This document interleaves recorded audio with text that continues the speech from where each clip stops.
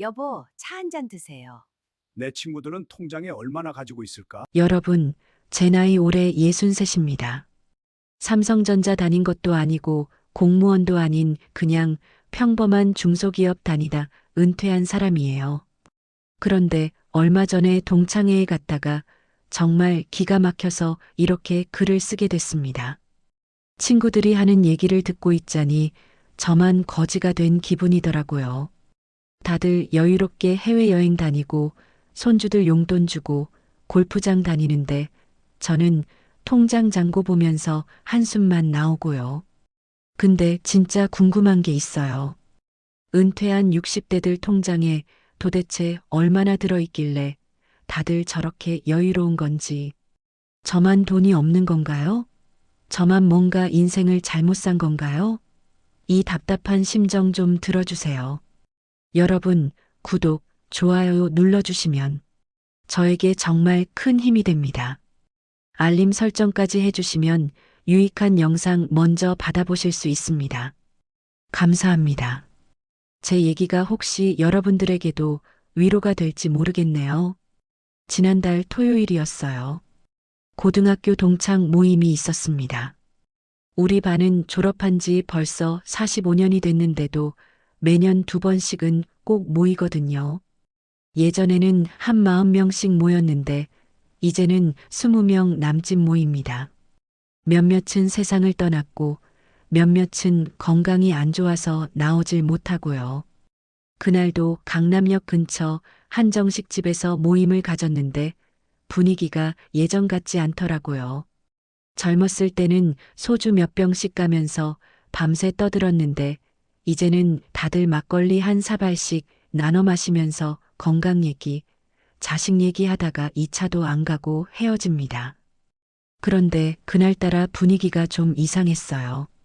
제 옆자리에 앉은 영수라는 친구가 있는데 얘는 예전에 작은 무역회사 다녔던 친구예요.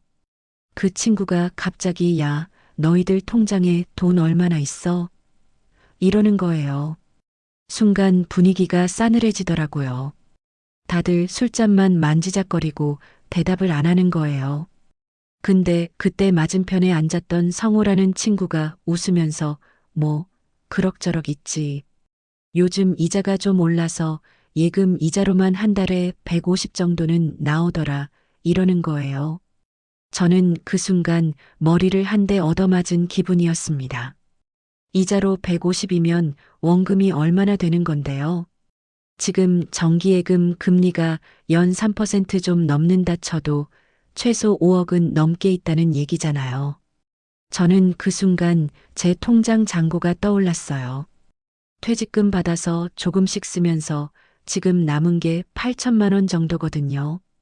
거기다 국민연금 한 달에 70만 원 나오는 게 전부예요. 아내도 국민연금이 40만 원 정도 나오니까 둘이 합쳐서 한 달에 110만 원으로 사는 겁니다. 그것도 빠듯해서 8천만 원은 절대 건드리지 않으려고 악착같이 버티는 중이고요. 그런데 성우는 이자만으로 150이래요. 저는 입이 바짝바짝 마르더라고요. 그렇다고 나는 얼마 없어라고 말할 수도 없고 그냥 웃으면서 그래. 이자라도 나오면 좋지 이랬습니다. 그랬더니 옆에 있던 철수라는 친구가 성우야, 너 부동산도 좀 있잖아. 강남에 오피스텔 2채 있다며? 이러는 거예요. 성우가 겸연쩍게 웃으면서 아이고, 그게 뭐라고. 그것도 애들 결혼할 때 다 쓸 건데 이러더군요. 저는 그 순간부터 밥맛이 뚝 떨어졌어요. 성우는 예전에 중견기업 부장으로 퇴직했다고 들었는데 역시 달라도 너무 다르더라고요. 저는 중소기업 과장으로 58배 명예퇴직했거든요. 2015년이었으니까 벌써 8년 전 얘기네요. 그때 회사 사정이 안 좋아져서 40, 50대들을 대상으로 희망퇴직을 받았는데 저도 그때 손을 들었습니다. 회사를 자주 옮겨서 퇴직금은 2,500 정도 받았고요. 당시에는 그 돈이 엄청 큰 돈처럼 느껴졌어요. 근데 막상 나와보니까 재취업이 쉽지 않더라고요. 이력서를 100군데 넣어도 답이 없었어요. 나이가 걸림돌이었죠. 그러다 지인 소개로 작은 물류회사에 들어갔는데 거기서 60까지 일했습니다. 월급은 200만 원 조금 넘게 받았고요. 근데 그 회사도 코로나 때 망해버렸어요. 그때부터는 아예 일자리를 못 구했습니다. 60이 넘으니까 아무도 안 뽑더라고요. 그래서 지금은 그냥 집에서 아내랑 둘이 국민연금으로 버티는 겁니다. 동창회 자리가 끝나고 집에 가는 길에 머릿속이 복잡했어요. 성우 말고도 다른 친구들도 다들 여유 있어 보이더라고요. 민수라는 친구는 작년에 유럽 한 달 여행 다녀왔다고 자랑하고, 광수는 손주들 학원비를 다 대준다고 하고요. 저는 저희 손주들 용돈도 제대로 못 줘요. 딸이 하나 있는데 사위가 그럭저럭 벌어서 다행이지. 만약 우리한테 손 벌렸으면 어떡하나 싶어요. 집에 와서 아내한테 오늘 동창 모임 갔다 왔어 했더니 어땠어? 물어보더라고요. 저는 다들 잘 사는 것 같더라라고만 했습니다. 아내는 뭔가 느낀 게 있는지 아무 말도 안 하더군요. 우리 부부는 서울 변두리 낡은 아파트에 삽니다. 평수는 22평이고 시세는 한 3억 정도 돼요. 전세 끼고 사는 것도 아니고 다행히 우리 집이긴 한데 이게 전 재산이에요. 이 집 팔면 돈이 좀 생기겠지만 그럼 어디 가서 살겠어요. 전셋집 들어가자니 목돈이 다 나가고 월세 살자니 매달 돈 나가는 게 부담스럽고요. 그날 밤 잠이 안 오더라고요. 계속 성우 얘기가 머릿속을 맴돌았어요. 얘는 어떻게 저렇게 돈을 모았을까? 저랑 같은 시대를 살았는데 이렇게까지 차이가 날 수 있나? 그러다 문득 제 인생이 주마등처럼 스쳐 지나갔습니다. 저는 1963년생이에요.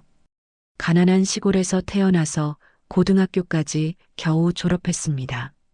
대학은 집안 형편상 못 갔어요. 형제가 5인데 제가 막내였거든요. 위로 누나 셋, 형 하나 있었는데 다들 국민학교, 중학교만 나왔어요. 저만 고등학교까지 보내준 게 부모님이 할 수 있는 최선이었죠.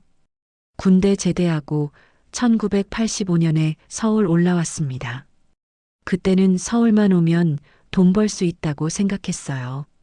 친구 소개로 구로공단 쪽 작은 기계 부품 만드는 회사에 들어갔는데 월급이 15만 원이었어요. 고시원에서 자면서 라면 끓여 먹고 그렇게 몇 년을 버텼습니다. 그러다 29에 선을 봐서 아내를 만났어요. 아내도 저랑 비슷한 형편이었어요. 시골에서 올라와 공장 다니던 처자였죠.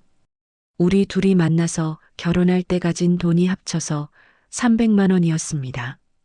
1992년에 결혼했는데 전셋집도 제대로 못 구하고 월세방에서 신혼살림을 시작했어요. 방 하나, 부엌 하나 딸린 곳이었는데 월세가 5만 원이었습니다. 당시 제 월급이 30만 원 정도 됐으니까 월세 내고 나면 진짜 빠듯했죠.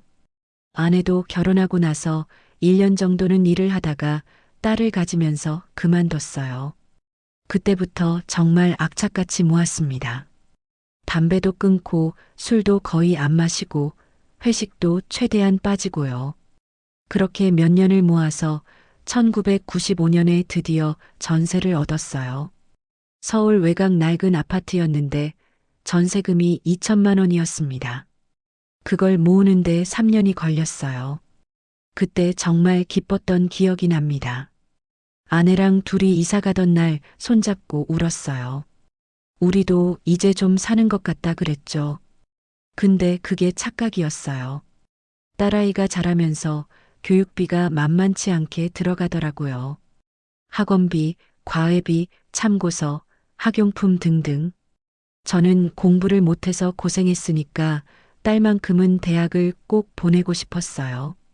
딸이 초등학교 들어가면서부터는 아내가 다시 일을 나갔습니다. 마트 계산대 일을 했는데 한 달에 50만 원 정도 벌었어요. 그 돈을 다 딸 교육비로 쓴 겁니다. 저는 그 사이 회사를 옮겼어요. 조금 더 큰 회사로 갔는데 거기서 20년을 일했습니다. 월급도 조금씩 올라서 2000년대 중반에는 300만 원 정도 받았고요. 그때 드디어 아파트를 샀어요. 전세 살던 곳 근처에 있는 낡은 아파트였는데 가격이 8천만 원이었습니다. 은행 대출 3천만 원 받고 전세금 2천만 원 빼고 그동안 모은 돈 3천만 원 보태서 샀어요. 2007년이었으니까 딸이 고등학생 때였죠. 그때도 정말 기뻤습니다. 드디어 우리 집이 생겼다 싶었거든요. 근데 대출 이자 갚는 게 쉽지 않더라고요. 매달 30만 원씩 나가니까 허리가 휘었어요. 게다가 딸이 대학 갈 나이가 되니까 등록금 마련하느라 정신이 없었습니다. 딸은 다행히 지방 국립대에 붙었어요. 등록금이 그나마 저렴했죠. 근데 자취비가 만만치 않았어요. 매달 50만 원씩 보내줘야 했거든요. 등록금, 생활비, 책값까지 합치면 1년에 1,000만 원은 거뜬히 넘었습니다. 대학 4년 동안 거의 5천만 원을 쓴 것 같아요. 그 돈을 어떻게 마련했는지 지금 생각해도 아찔합니다. 대출도 더 받고 적금도 깨고 보험도 해약하고 그랬어요. 딸이 대학 졸업하고 취업을 했는데 중소기업이었어요. 초봉이 2천만 원 정도 됐나? 그래도 다행이었죠. 요즘 애들은 취업도 못하는 경우가 많다잖아요. 딸이 1년쯤 다니다가 회사 동료였던 사위를 만나서 결혼을 했어요. 2015년이었는데 제가 회사에서 명예퇴직하던 해랑 겹쳤습니다. 딸 결혼 준비하면서 퇴직 준비도 같이 해야 했으니 정신이 하나도 없었죠. 딸 결혼할 때 저희가 해줄 수 있는 게 많지 않았어요. 혼수 준비하고 예단 준비하고 예식 비용 일부 보태주는 게 전부였습니다. 그것만 해도 3천만 원 정도 들었어요. 퇴직금 받은 거 바로 일부가 나간 겁니다. 사위네 쪽이 전세 자금을 좀 보태줘서 다행히 애들이 전셋집을 얻어서 살림을 차렸는데 저는 그때 정말 무력감이 들었어요. 아, 나는 딸한테 이것밖에 못 해주는구나 싶었거든요. 친구들 얘기 들어보면 집 한 채 사주고 차 사주고 그러던데 저는 그럴 형편이 안 됐습니다. 그나마 딸이 착해서 아빠, 이것만으로도 충분해요. 우리가 알아서 할게요라고 말해줘서 위로가 됐지만 마음 한구석이 계속 찜찜했어요. 퇴직하고 나서는 더 그랬죠. 재취업한 곳에서 받는 월급이 200만 원밖에 안 되니까 딸한테 도움을 못 주는 건 물론이고 손주들 용돈도 제대로 못 쥐어주는 거예요. 손주가 둘인데 하나는 5살, 하나는 3살입니다. 명절 때 보면 장난감 사주고 싶고 옷 사주고 싶은데 돈이 없으니까 10,000원짜리 몇 장 주는 게 고작이에요. 딸이 아빠 괜찮아요. 그냥 건강하세요라고 하지만 저는 그게 더 마음이 아픕니다. 성우 같은 친구들은 손주 학원비를 다 대준다는데 저는 그런 능력이 안 되니까요. 동창회 다녀온 그날 이후로 계속 우울했어요. SNS를 보니까 친구들이 여행 사진을 올리고 골프장 사진을 올리고 그러더라고요. 저는 골프는 쳐본 적도 없어요. 돈도 돈이지만 배울 여유가 없었거든요. 평생 일만 하다가 퇴직했는데 취미도 없고 친구들 만나면 위축되고 이러니까 집에만 있게 되더라고요. 아내는 아내대로 힘들어하는 것 같아요. 아내 친구들도 비슷한가 봐요. 모임에 나가면 누구는 아들이 대기업 다닌다. 누구는 딸이 의사랑 결혼했다. 이런 얘기만 나온다고 하더라고요. 그럼 아내는 할 말이 없는 거예요. 우리 딸도 잘 살고 있긴 한데 남들이 보기엔 평범한 수준이니까요. 아내도 요즘은 친구 모임 나가는 걸 꺼리더라고요. 한 달 전쯤에는 아내랑 크게 싸웠습니다. 제가 뭘 잘못했는지도 모르겠는데 아내가 갑자기 울면서 당신은 평생 뭐 했어요? 왜 우리는 이렇게 사는 거예요? 라고 하는 거예요. 저는 그 말에 가슴이 무너지는 줄 알았어요. 저도 열심히 산 건데, 제 나름대로는 최선을 다한 건데, 그게 부족했나 싶었죠. 한동안 아내랑 말도 안 하고 지냈어요. 나중에 아내가 먼저 사과했지만 그 말이 계속 귓가에 맴돌았습니다. 저는 정말 궁금해졌어요. 성우 같은 친구는 어떻게 돈을 모은 걸까? 그래서 용기 내서 성우한테 전화를 했습니다. 야, 성우야. 너 솔직하게 좀 물어봐도 돼? 했더니 그래, 뭔데? 하더라고요. 저는 너 통장에 진짜 얼마나 있어? 이자로 150 나온다며. 원금이 얼마나 되는데? 라고 물었어요. 성우는 잠깐 뜸을 들이더니 야, 그게 뭐 대수냐? 6억 정도 있어라고 하는 거예요. 순간 숨이 턱 막혔습니다. 6억이요. 저는 8천만 원 가지고도 허덕이는데 얘는 6억이라니. 너 그걸 어떻게 모았어? 물었더니 성우가 웃으면서 야, 나도 운이 좋았지. 90년대 후반에 아파트 하나 샀는데 그게 강남이었거든. 그때는 싸게 샀는데 나중에 가격이 막 오른 거야. 그거 팔아서 좀 더 큰 데로 갈아타고 또 오르면 팔고 그렇게 몇 번 하다 보니까 돈이 좀 모였어라고 하더라고요. 부동산 재테크였던 겁니다. 저는 그런 생각을 해본 적이 없었어요. 아파트 한 채 사는 것도 버거웠는데 팔아서 다른 데로 옮긴다는 발상 자체를 못했죠. 성우는 이어서 그리고 나는 회사 다닐 때 스톡 옵션도 좀 받았어. 그것도 팔아서 돈 좀 됐고라고 했습니다. 저는 스톡 옵션이 뭔지도 잘 몰랐어요. 중소기업에는 그런 거 없었거든요. 성우 얘기를 듣고 나니까 제 인생이 더 초라하게 느껴졌습니다. 저는 평생 한 푼이라도 아끼려고 악착같이 살았는데 돈을 불리는 방법은 몰랐던 거예요. 그냥 월급 받아서 쓰고 조금 남으면 적금 넣고 그게 전부였어요.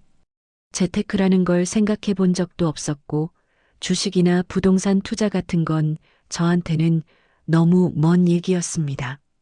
성우랑 통화를 끝내고 나서 한동안 멍하니 앉아 있었어요. 제 인생이 뭔가 잘못된 건 아닐까? 더 똑똑하게 살았어야 하는 건 아닐까?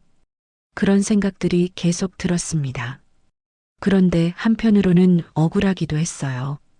저도 열심히 일했고 성실하게 살았는데 왜 이렇게 결과가 다를까? 운이 좋고 나쁘고의 문제인가? 아니면 정보의 차이인가?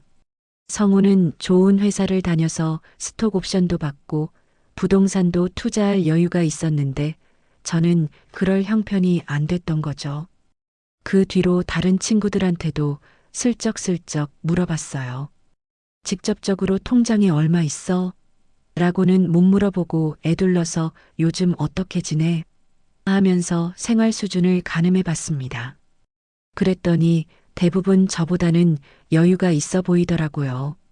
물론 저랑 비슷하게 빠듯하게 사는 친구도 몇 명 있긴 했어요.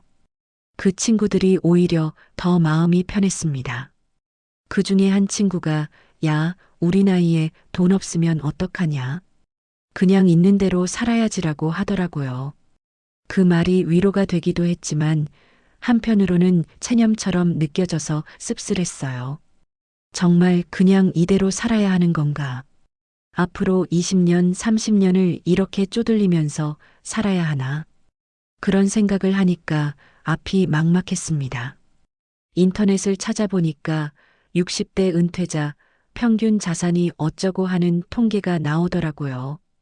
평균 순자산이 4억 정도 된다는 기사도 있었고 중위값은 2억 정도 된다는 얘기도 있었어요. 근데 그게 다 집값 포함한 거더라고요. 집 빼고 순수하게 현금이나 금융자산만 따지면 훨씬 적은 겁니다. 그래도 저보다는 많은 것 같았어요. 댓글 창을 봤더니 저랑 비슷한 사람들이 많더라고요. 나도 통장에 1,000만 원밖에 없다. 나는 국민연금으로 겨우 산다. 집 한 채가 전부 다 이런 댓글들이 수두룩했어요. 그걸 보고 조금 위안이 됐습니다. 아, 나만 이런 게 아니구나. 나만 가난한 게 아니구나. 그렇게 생각하니까 마음이 조금 나아졌어요. 그런데 또 어떤 댓글은 60대면 최소 3억은 있어야 한다. 노후 준비 제대로 안 한 사람들이 나중에 후회한다. 이런 것도 있더라고요. 그럼 저는 뭡니까? 노후 준비 못한 사람이죠. 이미 후회하고 있고요. 근데 지금 와서 어떻게 합니까? 돈 벌 곳도 없고 나이도 많고 건강도 예전 같지 않은데요. 요즘 허리가 자꾸 아파요. 젊었을 때 무리해서 일한 후유증인 것 같아요. 병원 가보니까 디스크가 좀 나빴다고 하더라고요. 물리치료 받으라는데 그것도 돈이에요. 한 번에 2만 원씩 하니까 부담스러워서 몇 번 다니다 말았어요. 그냥 파스 붙이고 진통제 먹으면서 버팁니다. 건강검진도 제대로 안 받아요. 뭔가 나오면 돈 들어갈까봐 무섭거든요. 아내도 무릎이 안 좋다고 하는데 저희 둘 다 병원을 꺼려요. 국민연금 110만 원으로 생활비, 관리비, 통신비, 식비 다 내고 나면 남는 게 없거든요. 딸한테 손 벌리기도 싫고요. 그래서 그냥 아프면 참고 먹고 싶은 것도 참고 그렇게 사는 겁니다. 예전에는 한 달에 한 번씩 외식도 했는데 요즘은 그것도 안 해요. 밖에서 밥 먹으면 2만 원은 기본으로 나가니까요. TV 보면 은퇴 후 여행 다니고 취미 생활하고 여유롭게 사는 사람들 나오잖아요. 저는 그게 다 남의 얘기 같아요. 저희 같은 사람들은 그런 거 꿈도 못 꿉니다. 그냥 하루하루 건강하게 살아가는 게 목표예요. 큰 병 안 걸리고 딸한테 짐 안 되고 그게 소원입니다. 얼마 전에 아내가 여보, 우리 지금이라도 뭔가 해보는 게 어때요? 라고 하더라고요. 뭘 하는데? 했더니 일자리 같은 거요. 아파트 경비 같은 거라도 알아볼까요? 하는 거예요. 저는 처음에는 자존심이 상했어요. 제가 대학은 못 나왔어도 회사에서 과장까지 했던 사람인데 경비를 한다고요. 근데 생각해 보니까 자존심 챙길 때가 아니더라고요. 돈이 필요한데 방법이 없잖아요. 그래서 알아보기 시작했습니다. 아파트 경비는 나이 제한이 있더라고요. 대부분 65세까지만 뽑아요. 저는 올해 63이니까 아직 가능한데 경쟁이 치열해요. 한 자리에 10명씩 지원한다고 하더라고요. 그나마 월급도 150 정도밖에 안 돼요. 근데 그것도 감지덕지죠. 일단 지원서를 넣어놨는데 연락이 올지 모르겠네요. 아내는 마트에서 일하는 거 알아보고 있어요. 계산대나 진열하는 일인데 시급 9천 원 정도 준다고 해요. 하루 4시간씩 일하면 한 달에 70만 원 정도 벌 수 있대요. 그거라도 하면 생활이 좀 나아질 것 같긴 한데 아내 무릎 때문에 걱정입니다. 오래 서 있으면 아프다는데 버틸 수 있을까요? 친구들한테는 이런 얘기 못해요. 괜히 창피하고 초라해 보일 것 같아서요. 성우 같은 친구들은 여유롭게 놀면서 사는데 저는 60이 넘어서도 일자리 알아보고 있으니까요. 근데 뭐 어쩌겠어요. 현실이 이런데요. 저는 이제 체념했습니다. 남들처럼 살 수 없다는 걸요. 그래도 가끔은 생각해요. 만약 제가 좋은 회사를 다녔더라면, 부동산 투자를 했더라면, 재테크를 공부했더라면 어땠을까? 근데 그건 다 가정일 뿐이죠. 과거로 돌아갈 수도 없고 지금 와서 후회한들 소용없는 겁니다. 그냥 주어진 현실 속에서 최선을 다해서 사는 수밖에요. 딸이 가끔 전화해서 아빠 괜찮으세요? 라고 물어보면 저는 항상 응, 괜찮아. 걱정 말라고 대답합니다. 딸한테 걱정 끼치고 싶지 않아서요. 근데 솔직히 괜찮지 않아요. 통장 잔고 볼 때마다 한숨 나오고 친구들 만나면 위축되고 미래가 불안하고요. 근데 그걸 누구한테 말합니까? 아내한테도 제대로 못해요. 아내도 힘든데 제가 더 우울한 소리 하면 안 될 것 같아서요. 요즘은 그냥 하루하루가 버겁습니다.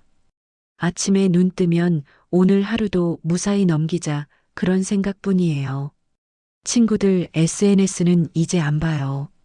보면 비교되고 기분만 나빠지니까요. 뉴스에서 노후 준비 어쩌고 하는 것도 안 봐요. 이미 늦었는데 뭘 어쩌겠어요. 그래도 살아야죠.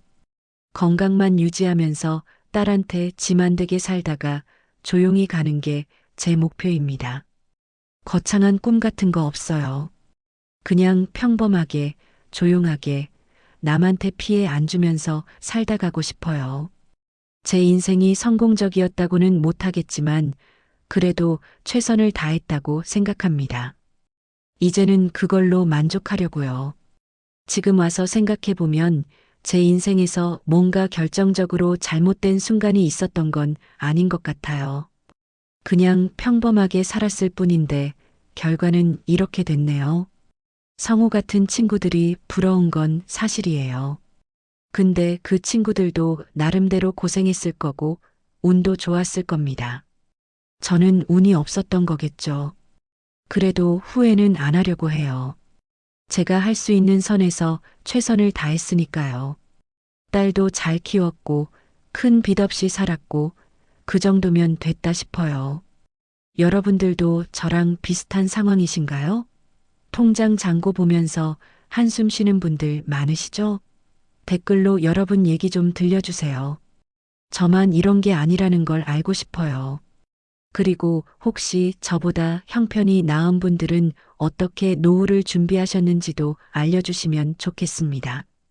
물론 지금 당장은 어렵겠지만 나중에라도 참고하고 싶거든요.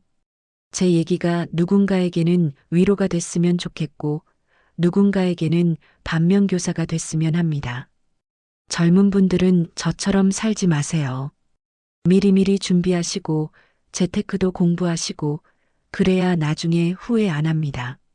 저는 이제 주어진 현실에서 최선을 다하면서 살아갈 겁니다. 여러분도 모두 건강하시고 행복하세요. 긴 글 함께 해주셔서 감사합니다.